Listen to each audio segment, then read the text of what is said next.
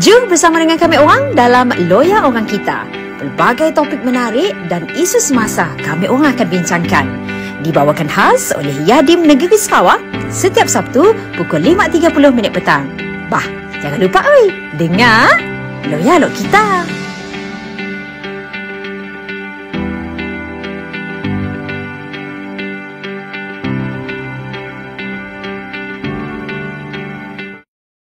Assalamualaikum warahmatullahi wabarakatuh. Selamat sejahtera, selamat petang. Salam Malaysia Madani, salam Sarawak Pesayang, salam Sarawak Maju Makmur dan segala salam. Untuk pendengar-pendengar setiap Sarawak FM di sini, dan kita orang dapat dengar siaran kita waktu tu. Okey, kita kembali lagi dalam rancangan yang diberi nama Loya Orang Kita. Sebelum tu kita ada rancangan Loya Orang Muda, tapi kali tu kita bawakan khas lagi program yang serupa, cuma tajuknya dan intipatinya mungkin agak berbeza sedikit dalam Loya Orang Kita. Kerjasama dengan pihak Yayasan Dakwah Islamiah Malaysia Cawangan Sarawak, kita bawakan khas tetamu-tetamu yang dijemput untuk membincangkan macam-macam topik sepanjang tahun 2024. Selamat tahun baru dan Assalamualaikum. Al-Fadil Ustaz Zamri bin Muhammad. Waalaikumsalam warahmatullahi ta'ala wabarakatuh. Terima kasih Uji atas jemputan dan keperluan yang diberikan. Alhamdulillah, sihat? Alhamdulillah. Sihat. Oh, okey. Tahun baru tu kita dipertemukan dalam keadaan yang semua serba baru. Jadi kita doakan semoga dipermudahkan urusan lah. InsyaAllah. InsyaAllah. Okey. Untuk edisi yang pertama, episod yang pertama dalam Loya Orang Kita untuk tahun 2024 tu, kita akan nampak tajuk Tahun Baru, buku pun baru juga. Kita tinggalkan buku lama, tapi semestinya kita tinggalkan terus lah. Kita akan jadikannya rujukan. Okey. Kena bulan 1 ataupun bulan Januari tu lah Ustaz. Dikaitkan dengan permulaan buku baru kehidupan. Silakan. Bulan Januari dikaitkan dengan buku baru dalam kehidupan, ia menjadi tradisi kita sebenarnya. Mun kita nanggar dari segi keuangan contohnya, biasanya dalam bisnes disebut sebagai tahun keuangan. Tahun keuangan tahun keuangan. Maksudnya di tahun keuangan orang merancang untuk setahun. Macam dia ajak bajet. Betul, bajet. Kan bajet kita ujung tahun dibentangkan bajet untuk tahun yang seterusnya, bermula pada Januari. Jadi nyempun asasnya lah. Jadi bermaksud Januari itu adalah tahun untuk kita memulakan sesuatu dari segi perancangan, dari segi bajet, dari segi apa yang kita ingin nak capai, lebih mudah. Kalau kita bermula daripada bulan-bulan yang lain, dia si cun jadi ujung. Betul, si ngam. Okey, sebab ialah Januari tu sering dikaitkan dengan permulaan buku baru. Cara kita nak buka buku baru tu, Ustaz, macam mana cara kita nak buka buku baru? Adakah perlu beli buku baru? Ataupun buku yang lama tadi, yang kita dah buka satu lembar demi satu lembar, kemudian ada lembaran yang baru yang boleh digunakan semula. Istilahnya disialah macam ni. Buka buku baru tu, mungkin kita nanggar dari segi amalan kita, contohnya dari segi negara kita contohnya. Apabila sebelum pembentangan bajet, ni akan review apa yang telah berlaku tahun lepas.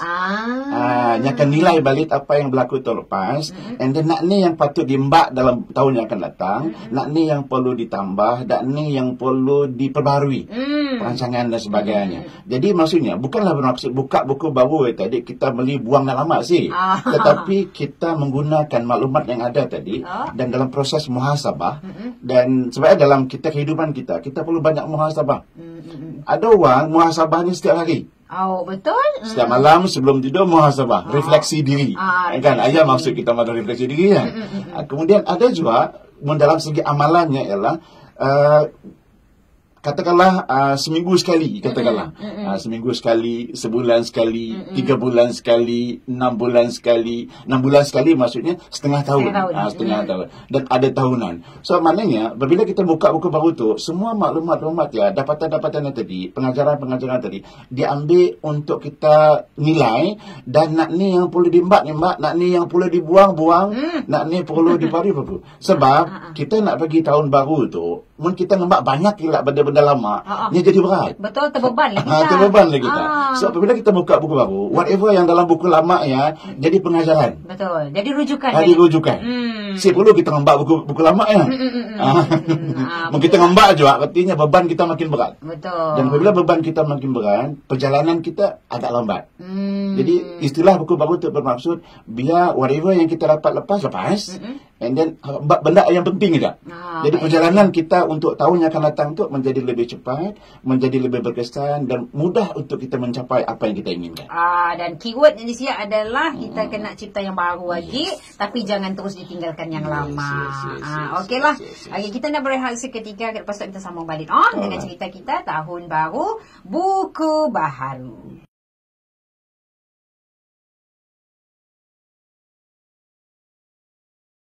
Sehati sejiwa di Sarawak FM masih lagi dalam episod yang baru dengan cerita kita hari itu tahun baru, buku baharu, lawyer orang kita, kerjasama Sarawak FM dan juga Yayasan Dakwah Islamiah Malaysia Yadim Sarawak kita bersama dengan Al-Fadhil Ustaz Zamri bin Muhammad. Okey.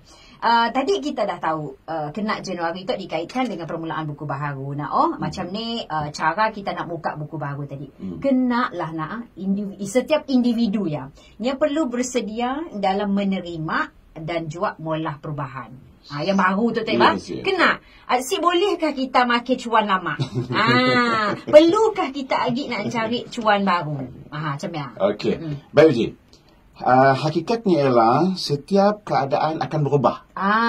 Kita pun akan berubah. Maksudnya kita tu daripada siada jadi ada. Kemudian daripada kita bayi jadi kanak-kanak. Kemudian jadi kanak jadi remaja. Dah selama-lamanya bayi. Remaja kemudian belia. Belia dewasa kemudian tua. Dan ialah berlaku seterusnya. Sebenarnya keadaan sama ada kita suka ataupun tidak akan tetap berubah. Jadi dalam konteks hari itu kita ada dua pilihan sebenarnya. Pilihan pertama, kita ngikut aja perubahannya sengangan. Okey, baik. Sengangan. Artinya, orang berubah macam-macam. Biar kita ikut trend kata orang. Ikut aja. Tapi pilihan kedua, kita bukan sekadar ngikut trend, tapi kita mampu untuk ngembak trend. Mbak trend. Sebablah tadi, kita perlu menikmat keadaan. Kita ada dua pilihan tadi. Sama ada kita semata-mata ngikut trend, ataupun kita ngembak trend. Bermaksud mendalam istilah lain je mendalam kita contohlah, saya beri contoh kita sebagai calon lah. Sama calon suami kah, calon isteri kah, calon menantu kah, calon apa kah? Ataupun calon YB. Calon YB kah. Ini ada dua pilihan. Sama ada kita untuk dipilih ataupun kita memilih. Contohnya, kita memilih bermaksud kita ada pilihan. Kita boleh mempengaruhi. Kita memilih nak jadi apa. Bukan orang yang menentukan kita nak jadi kita jadi apa. Jadi maksudnya itu dalam konteks buka buku baru tu kita punya perlu milih. Kita nak jadi apa, kita mau apa. Pilihan di tangan kita. Bukan keadaan yang menentukan keadaan kita. Banyak perlu untuk kita semua berubah ya tadi.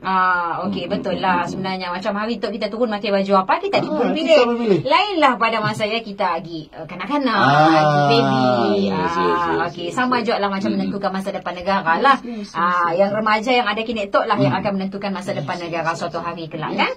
Okey, macam ni persiapan dalam kita nak merencana matlamat diri kita untuk awal tahun tu biarnya sampai ke ujung. Jangannya kelak terhenti setengah jeraya, terputus di tengah jalan. Walaupun hakikatnya memang adalah perkara macam ya. Tapi untuk meneruskannya supaya tercapai. Baik Ji. Kita tu fitrah manusia tu macam kita sendirilah mesti mau benda yang bagus. Betul? Benda yang bagus. Dan kita mau hari tu lebih bagus daripada hari Maghrib. Esok lebih bagus daripada hari tu. So, yang kita mau. Jadi, sebagai langkah kita untuk nak merancang ataupun nak merubah tu tadi, dalam konteks tahun baru, pertama sekali, kita harus nangga kita pun dulu. Kenali diri kita. Sebab, macam tu Ji, ada orang krisis antara krisis yang banyak berlaku dengan kita ialah kita kenal kita pun. Macam ni orang nak kenal kita. Yes, satu yang keduanya, kita selalu soalan, apa dia mau aku sebenarnya? Kan? Aku nak jadi apa? Apa yang terbaik untuk aku? Yang kita tahu. Yang keduanya, kadang-kadang aku tak sesuai apa? Ada orang, minta maaf je ni si tahu ni sesuai apa. Banyak berlaku kini tu ialah contoh, kami nak jadi accountant. Kenapa kita nak jadi accountant? Sebab bapak nyuruh. So belajar accounting, belajar apa-apa, tiba-tiba dah tamat belajar si jadi accountant. Contohnya. Bekas baru ni sedar bahawa ia bukannya. Jadi langkah pertama kena itu ialah kita kena tahu kita mampu untuk apa. Barulah kita sesuaikan kita tu dengan apa yang kita mau. Tapi mun kita ngikut orang dan kita dalam keadaan kita memilih tadi kita sitak apa di mulut kita. Contoh, ada orang ni nak jadi businessman, nak jadi usahawan, orang jadi usahawan. Tapi sebenarnya personalitinya, karakternya bukan sebagai seorang usahawan. Si sesuai. Jadi macam ni punya mula ni akan start kena orang lain berjaya aku si mesti ada, there is something wrong. Orang lain tak senang aja. Kena ke aku tetap susah aja. Dah bertahun-tahun malah si je berjaya. Contohnya. So that's why kena kembali balik. Ya langkah pertama. Kenali diri dia pun. Kenali diri. Yes. Yang kedua, bermula dengan apa niat kita. Niat kita apa? Maksudnya, kita nak berubah untuk niat apa? So, maknanya setiap amalan tadi, nilainya ialah bergantung kepada apa yang kita niatkan. Ada orang nak buat sesuatu, tapi niatnya lain. Tidak sama dengan yang dia niatkan. So, kena make sure apa niat kita sebenarnya. Baru kita dapat memastikan perjalanan itu tadi selaras dengan apa yang kita niatkan. Okay, yang kedua. Dan yang ketiga, pola terus. Pola terus, jangan tangguh. Sebab sama ada result keputusan kelak, hasil kelak dapat kasih dapat bergantung kepada apa yang kita buat. Jangan kita cakap aja. Betul. Okay. Sebab cakap je si menghasilkan keputusan. Betul. Atas tindakan kita. Lainlah kita bercakap, beri nasihat. So adalah kesan nasihat dia tadi. Tapi kalau kita cakap pun aku nak melah, tapi saya dah melah apa-apa, saya dah ambil tindakan, ni saya akan ada hasil. Macam aja. Sebab kita nak buat terus. Buat terus. And then dalam masa yang sama tadi, baru kita ada review, nilai balik, macam ni dan sebagainya sebagai permulaan lah untuk kita nak melangkah ke arah yang lebih baik dalam kehidupan kita. Okey. Kelak akhir sekali kita nak dengar kesimpulan lah apa sebenarnya yang perlu kita lakukan untuk tahun baru, buku baru. Kembali selepas ini.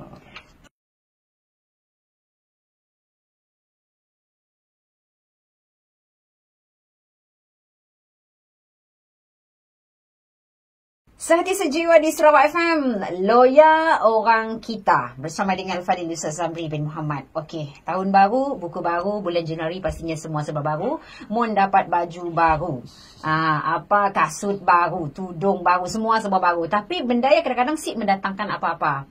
Cuma bezanya mungkin pada sesetengah orang lah kita nanggah. Kadang-kadang nya beli baju baru, nya nak reward dirinya supaya nya ada semangat untuk memulakan sesuatu yang baru. Apakah perlu benda macam ya untuk kita buka lembaran baru ataupun macam ni kesimpulannya? Alright. Kena faham, nak sedari je, apa yang kita buat sebenarnya akan ada impact pada diri kita.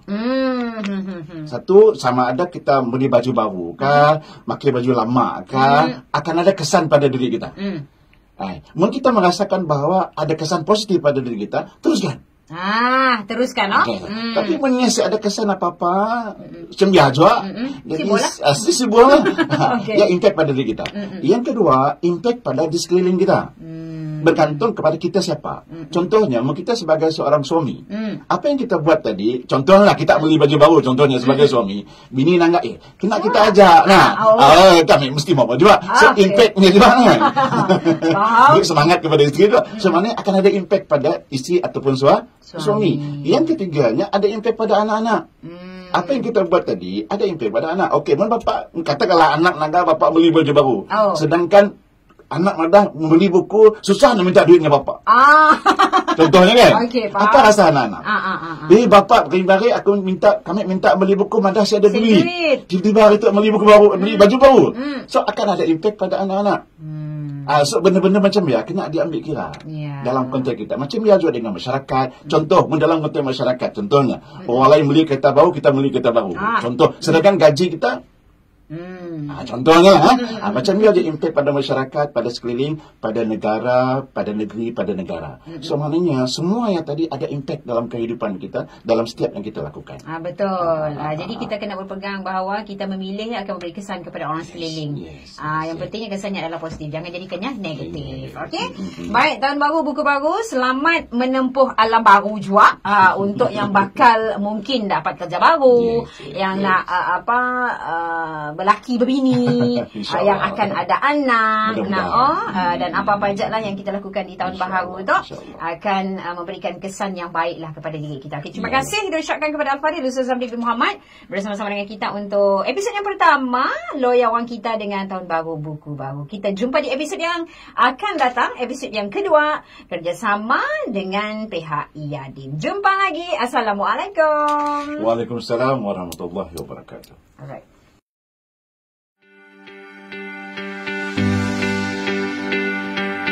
Jom bersama dengan kami orang dalam Loya Orang Kita. Pelbagai topik menarik dan isu semasa kami orang akan bincangkan.